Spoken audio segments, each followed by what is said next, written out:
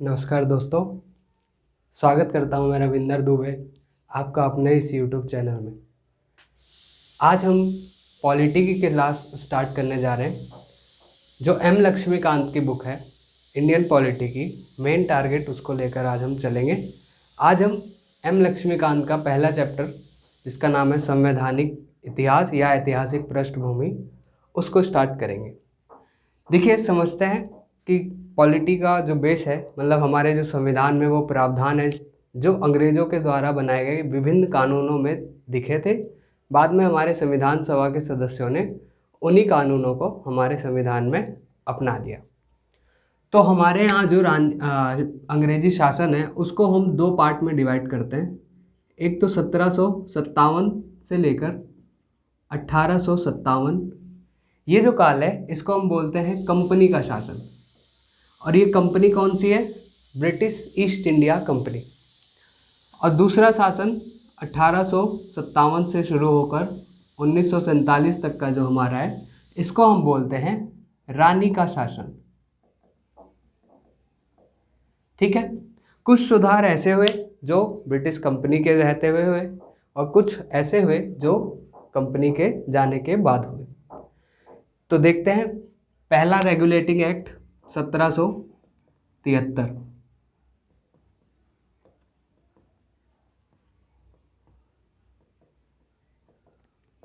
सत्रह सौ तिहत्तर का ये जो रेगुलेटिंग एक्ट है, इसके बेसिक प्रावधान तो अभी हम देखेंगे।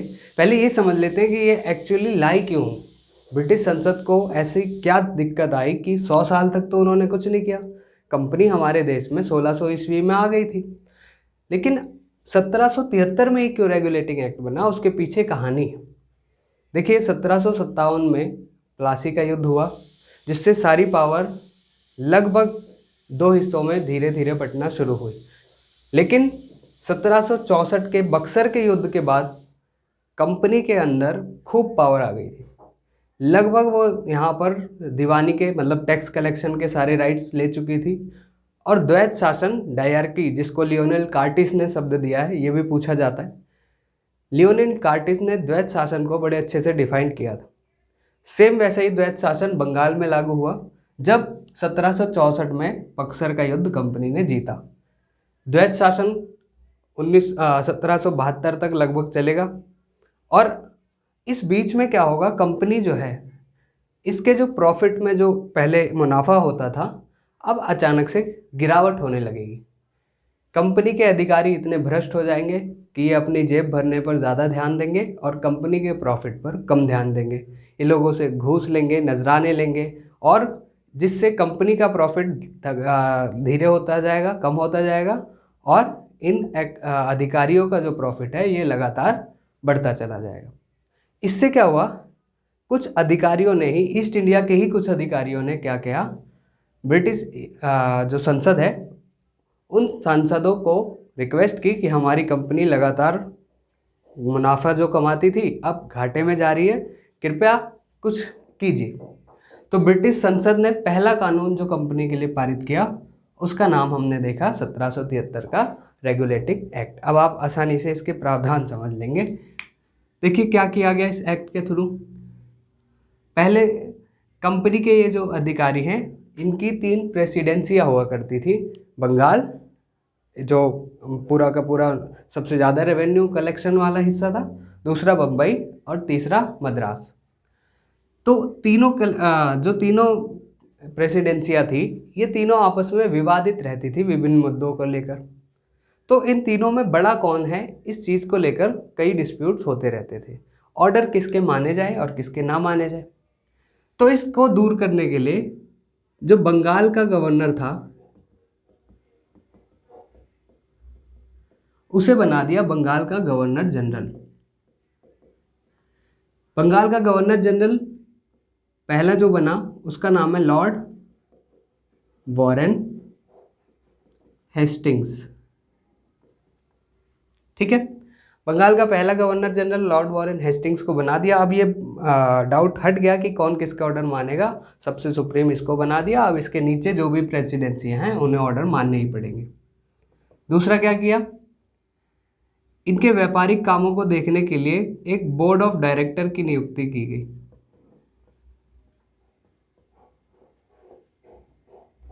ये 4 सदस्य होते थे और ये 5 साल के लिए ब्रिटिश संसद और इन सबको भारत में नियुक्त करती थी।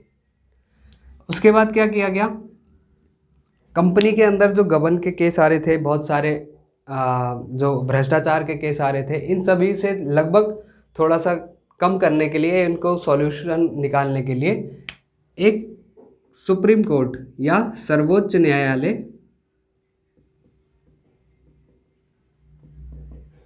की स्थापना की गई कलकत्ता में। ठीक है, इसमें एक चीफ जस्टिस होते थे जिनका नाम उस समय एलिजा इम्पे था। इनका नाम याद रखेंगे, पेपर में पूछा जाता है। एलिजा इम्पे पहली चीफ जस्टिस थी और 3 अन्य जज थे। ठीक है, 4 जज टोटल, जैसे अभी हमारे सुप्रीम कोर्ट में कुल 34 जज है। ठीक है, वैसे ही उस समय पहले ये हुआ करता था। ठीक, ये 3 प्रावधान इसमें लिए गए और सबसे मेन प्रोविज़न वो किया गया जिसकी वजह से ये एक्ट आया। अधिकारियों को, ये जो ईस्ट इंडिया कंपनी के अधिकारी हैं, इनको घूस लेना, नजराने लेना, रिश्वत वगैरह सब कुछ क्या कर दिया, बैन कर दिया। कंपनी के अधिकारी अब ये सब नहीं ले पाएंगे। ठीक है, ये एक्ट पहला एक्ट था, इम्पॉर्टेंट एक्ट है, इससे पेपर में क्वेश्चन बनते हैं। जैसे पहला, बंगाल का गवर्नर जनरल कौन था, ये भी क्वेश्चन कई बार आया हुआ है। बोर्ड ऑफ डायरेक्टर्स में कितने सदस्य होते हैं, ये भी पूछा गया है। तो ये सब क्वेश्चंस इस एक्ट से बनते हैं। इसके बाद कंपनी 1781 में एक एक्ट लेकर आई जिसको बोलते हैं act of settlement. Act of settlement को हम बेसिक पर्पस इसलिए याद करते हैं क्योंकि ये ऐसा एक्ट है जो, इसमें जो थोड़ी बहुत कमियां थी उसको दूर करने के लिए ब्रिटिश संसद ने ये पारित करवाया। इसमें क्या प्रावधान थे कि ये जो सुप्रीम कोर्ट है, इसके अंदर जो कंपनी के खिलाफ जितने भी केस जा रहे थे, उन केसों में जितने भी ब्रिटिश अधिकारी हैं उनके खिलाफ अब कोई भी केस सुप्रीम कोर्ट में नहीं जाएगा। या सीधा सीधा क्या बोलें, जो सुप्रीम कोर्ट का क्षेत्राधिकार था वो ब्रिटिश अधिकारियों से मुक्त कर दिया। मतलब अब ब्रिटिश अधिकारी जो भी काम करेंगे उसके खिलाफ आप सुप्रीम कोर्ट नहीं जा सकते थे। तो इससे क्या किया गया, सुप्रीम कोर्ट या न्यायालय के अधिकार क्षेत्र को कम किया गया। ठीक है, ब्रिटिश अधिकारियों के सारे काम अब कैसे हो गए, वो खुली छूट या खुली लूट मचा सकते थे भारत में, अब उनको सुप्रीम कोर्ट दखल नहीं दे सकता था। ये बेसिकली इसलिए किया क्योंकि अभी अभी इनके हाथ से बहुत बड़ा रेवेन्यू का सोर्स अमेरिका निकल चुका था। अमेरिका की क्रांति हो गई थी और इन्हें नुकसान बहुत भारी हुआ था, और अगर सुप्रीम कोर्ट बीच बीच में दखल देता तो ये काम ठीक से कर नहीं पाते। तो अधिकारियों को थोड़ा सहयोग देने के लिए ये कानून बनाया गया। अब दूसरा कानून देखते हैं।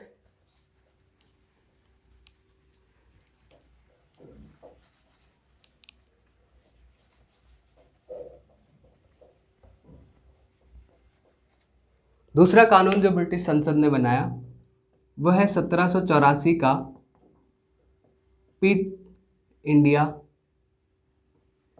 एक्ट।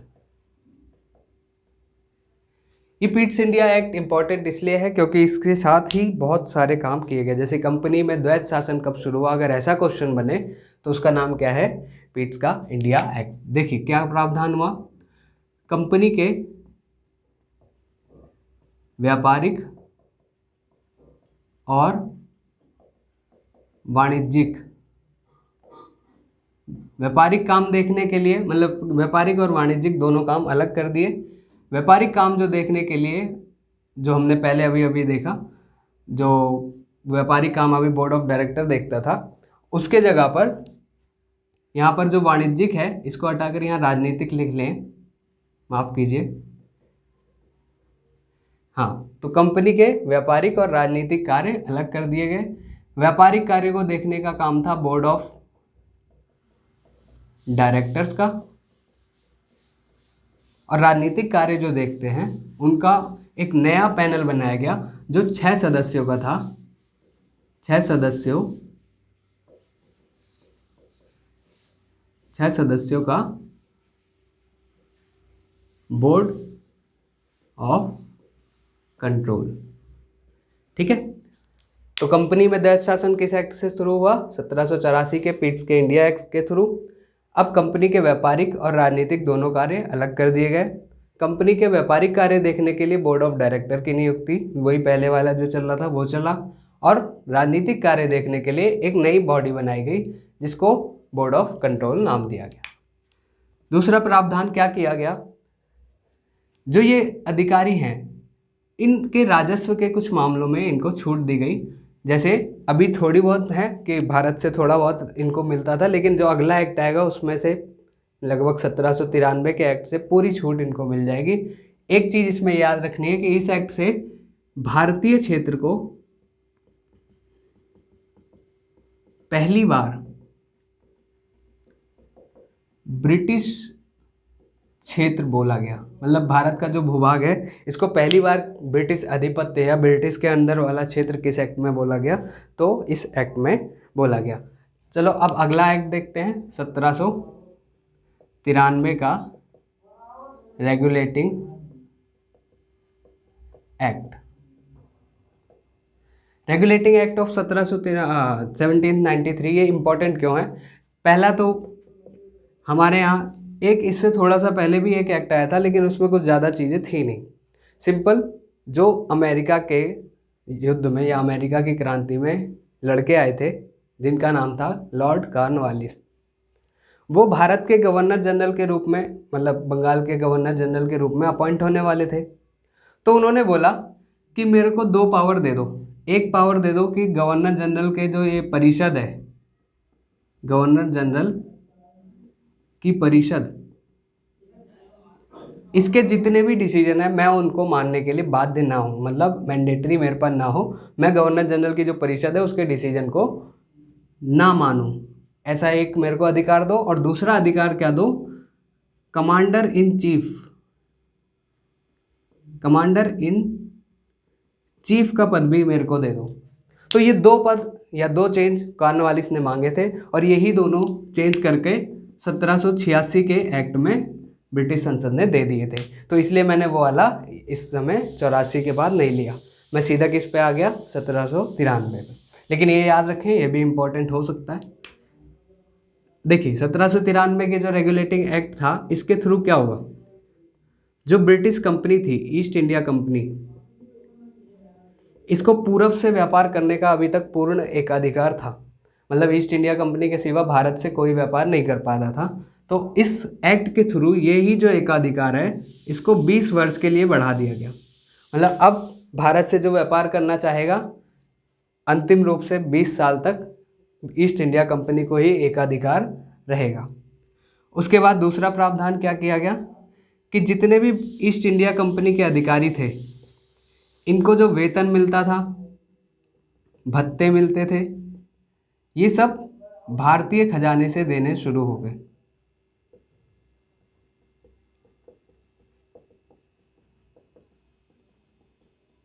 अब ये जो भी वेतन भत्ता लेंगे, इनकी जो पेंशन वगैरह जो भी मिलेगी, ये सब कहाँ से मिलेगा? भारत के खजाने से मिलेगा। अभी तक इनको वहाँ ब्रिटेन से ही थोड़ा बहुत मदद मिलती थी। अब एक आपने चीज़ सुनी होगी मॉडर्न हिस्ट्री में जिसको कहते हैं होम चार्ज। इस होम चार्ज में ही इसको डाल दिया गया। मतलब भारत के वो सब खर्चे जो ब्रिटेन करता था, बहुत भारी भरकम रकम हुआ करती थी, 20 साल के लिए बढ़ गया। अब 20 साल हो चुके थे 1813 में, और 1813 में ब्रिटिश संसद ने एक और एक्ट पास किया। ये एक्ट सबसे ज़्यादा इम्पॉर्टेंट एक्ट है जिससे क्वेश्चन खूब बनते हैं। इस एक्ट में क्या किया गया? 1813 का भारत शासन अधिनियम। इस एक्ट में जो अभी तक इसमें 1793 के रेगुलेटिंग एक्ट में कंपनी को राइट दिया गया था, मोनोपोली अभी भी उसकी बनी हुई थी 20 वर्ष के लिए, उसको क्या किया गया? अब खत्म कर दिया गया, केवल 2 चीज़ को छोड़कर, चाय का व्यापार और चीन के साथ व्यापार। मतलब चाय का व्यापार और चीन के साथ व्यापार केवल कौन कर सकेगा? ईस्ट इंडिया कंपनी, और कोई नहीं कर पाएगा। ठीक है, लेकिन बाकी कंपनियों को अब अचानक इसी समय क्यों भेजा व्यापार करने भारत के साथ? तो देखिए 1799 में आ गया था नेपोलियन, और नेपोलियन ब्रिटेन का कट्टर दुश्मन हुआ करता था उस समय। तो नेपोलियन ने एक पॉलिसी अपनाई थी जिसको बोला गया महाद्वीपीय सिद्धांत की पॉलिसी। इसके थ्रू क्या हुआ, पूरे के पूरे यूरोप के जो लगभग बड़े देश थे इनसे ब्रिटेन का व्यापार करना पूरा बंद करवा दिया नेपोलियन ने। जैसे ही ये हुआ तो ब्रिटेन की जो बड़ी बड़ी दूसरी कंपनियां थी उनको बहुत ही लॉस होने लगा। तो जब लॉस हो रहा है तो नई चीज़ें नई जगह पर वो जाना चाहेंगी ताकि उनकी कंपनी बर्बाद ना हो। तो सारी कंपनियां जो बर्बाद हो रही थी उन्होंने ब्रिटेन की संसद में इस बात को रखा और फाइनली संसद ने ये बात मान ली। अब यहाँ से क्या हुआ कि चाय और चीन का व्यापार तो केवल ईस्ट इंडिया कंपनी ही करेगी, बाकी सारी चीज़ों का व्यापार करने के लिए वो सारी कंपनियां आ सकती थी। दूसरा प्रावधान इसमें क्या था, इसके थ्रू ईसाई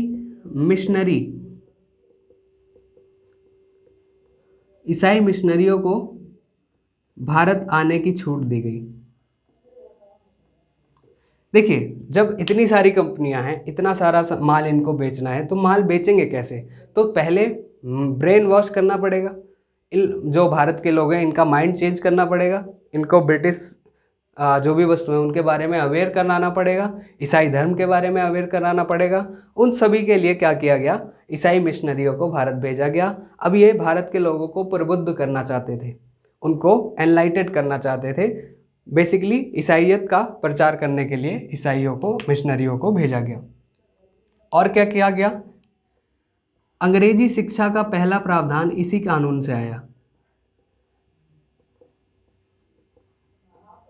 भारत में अंग्रेजी शिक्षा के लिए 1 लाख रुपए इस एक्ट से देना मंजूर किया गया कि अब हम भारत में अंग्रेजी शिक्षा देंगे, जिसके लिए 1 लाख रुपया हम देंगे। वैसे इन्होंने दिया हुआ कुछ नहीं, बहुत अच्छे वादे करते थे और तोड़ते भी थे। फिर इसके बाद क्या किया गया, इन्होंने जो ये एकाधिकार था चाय और चीन वाला, इसको 20 साल के लिए बढ़ा दिया कि आप 20 साल तक आप ही करेंगे। ठीक है, ये वाला एक्ट याद रखना, इसमें पूछा जाता है, ये बेसिक चीज़ें पूछी जाती हैं।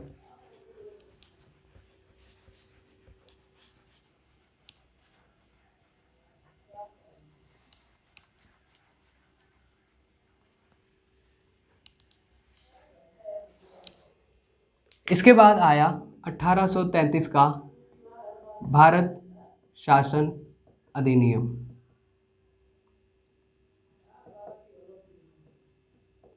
$1833 का ये जो अधिनियम है, इस अधिनियम में बहुत सारे चेंजेस बड़े बड़े हुए। जैसे इस अधिनियम में जो दास प्रथा थी,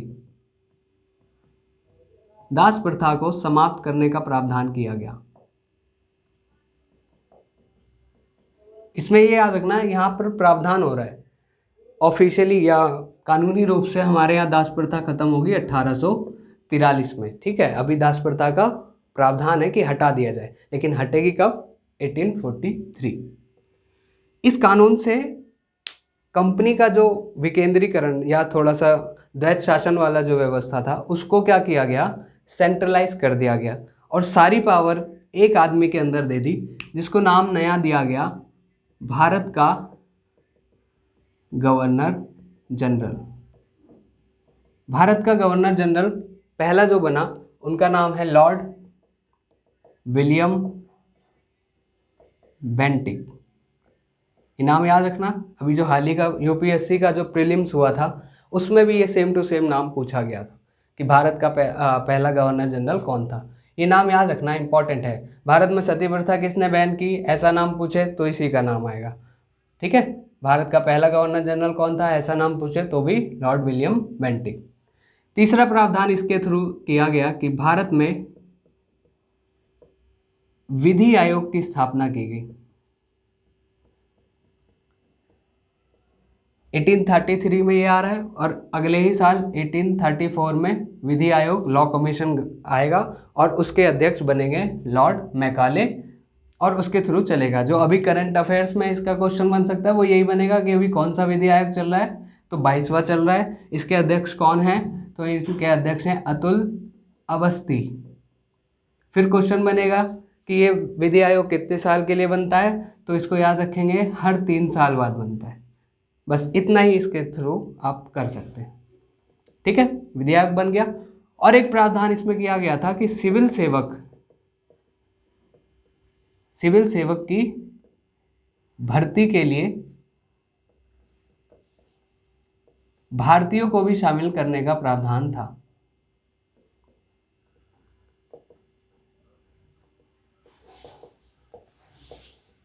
शामिल करने का प्रावधान, लेकिन जो बोर्ड ऑफ डायरेक्टर्स थे उन लोगों को ये बिल्कुल पसंद नहीं आया, इसलिए ये प्रावधान यहाँ पर लागू नहीं कर पाए। ठीक है, ये मेन कुछ प्रावधान है जिनको आप याद रखें। और एक बहुत इम्पॉर्टेंट चीज़ याद रखें कि इस एक्ट के थ्रू जो ईस्ट इंडिया कंपनी थी, इसका जो 20 साल का अभी चाय और चीन के साथ हमने देखा था कि चाय और चीन से केवल वही यही व्यापार कर सकती थी, इसको पूरी तरीके से ख़त्म कर दिया। मतलब अब एकाधिकार नहीं रहा व्यापार पर ईस्ट इंडिया कंपनी का। अब सारी कंपनियां आ सकती थी ब्रिटेन की, और सारी कंपनियां आकर व्यापार वही कर सकती थी। इसके बाद लास्ट एक्ट जो कंपनी के रहते हुए आया उसका नाम है 1853 का भारत शासन अधिनियम। अधिनियम से एक बात और ऐड कर लेना, इस एक्ट में पहली बार ऐसा प्रावधान हुआ 1833 से पहले जो भी एक्ट बनते थे या कानून बनते थे उनको बोलते थे नियामक कानून। और इसके बाद से आज तक जो भी कानून, जैसे संसद कानून बनाती है तो उसको हम क्या बोलते हैं, एक्ट बोलते हैं। तो 1833 के बाद जो भी कानून भारत में बने उनको नाम दिया गया अधिनियम या एक्ट। तो ये क्या है, भारत शासन अधिनियम 1853। इसके द्वारा क्या किया गया, जो गवर्नर जनरल की परिषद थी, गवर्नर जनरल की परिषद के 2 हिस्से कर दिए गए। एक विधायी परिषद बनाई गई, एक कार्यकारी परिषद बनाई गई। विधायी परिषद को ही छोटी संसद नाम दिया गया, और सबसे पावरफुल इसकी कार्यकारी परिषद हुआ करती थी, जिसमें सारे राइट्स गवर्नर जनरल लेता था। और इसी परिषद में भारत के लोग जाना भी चाहते थे। बहुत संघर्ष किया कांग्रेस ने, और लास्ट में जाकर 1909 में पहले व्यक्ति बने सर सत्येंद्र प्रताप सिन्हा, जो इसकी गवर्निंग काउंसिल जो है गवर्नर जनरल की, उसमें शामिल हो पाए। ठीक है, तो ये एक्ट याद रखेंगे। और इस एक्ट के थ्रू दूसरा क्या किया गया प्रावधान, लिखित परीक्षा आयोजित की जाने लगी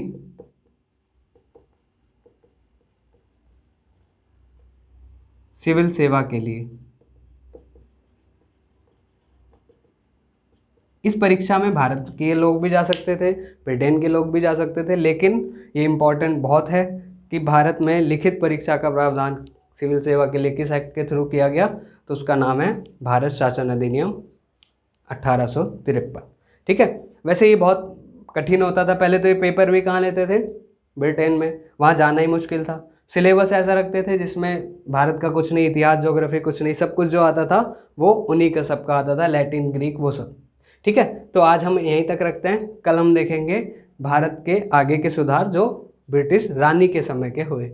वीडियो आपको कैसा लगा ज़रूर बताइए, लाइक कीजिए, कमेंट कीजिए, सब्सक्राइब कीजिए और अपना सपोर्ट बनाए रखिए। ठीक है, नमस्कार।